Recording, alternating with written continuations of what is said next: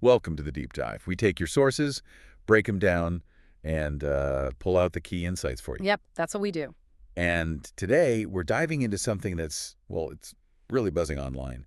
A debate about AI, learning, and what effort even looks like now. It's a huge topic, touches everyone, especially in education, right? Totally. So our source material for this one is it's a clip from a video.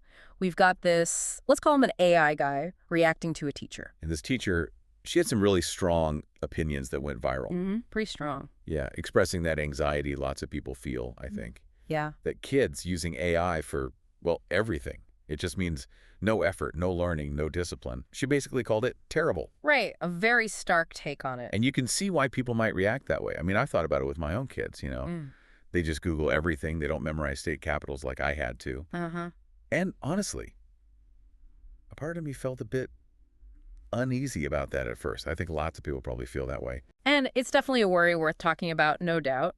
But the AI in our source, he pushes back almost immediately. How so? He just says, maybe not.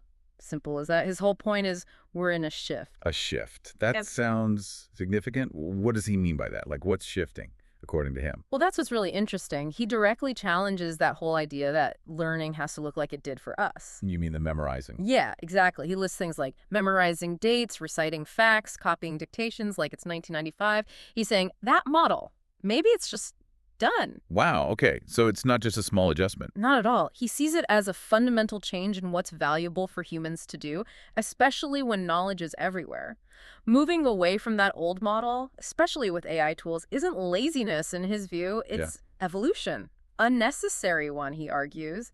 We need to value different skills now. Okay, evolution, not laziness. So if we're evolving away from rote memorization, what does the source say we're evolving towards? What are the actual skills we need in this new era? Right, that's the key question. What does being skilled even mean if it's not just knowing stuff? So the source points to what he calls real skills. Things like knowing how to find information. Okay, that makes sense. Then how to use tools, presumably AI tools, among others. And critically, how to verify sources. Verification. That seems huge right now. It really is. So if you connect those dots, it's a pretty big redefinition of capability, isn't it? Yeah, sounds like it. Less about having all the info in your head. Exactly. And more about being able to navigate this, like ocean of information out there, using the tools smartly, knowing what's reliable. So it's valuing the how-to over just the what.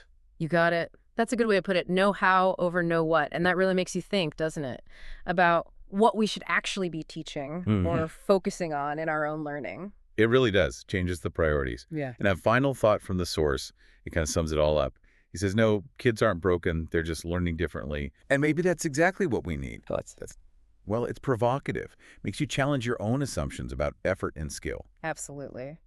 So wrapping up this deep dive, the core tension in the source is crystal clear, right? Yeah, it's the old versus the new, traditional learning ideas bumping up against this AI-driven landscape. And the challenge is to see past the knee-jerk, it's just laziness reaction. And consider if it might actually be, well, evolution, like he says.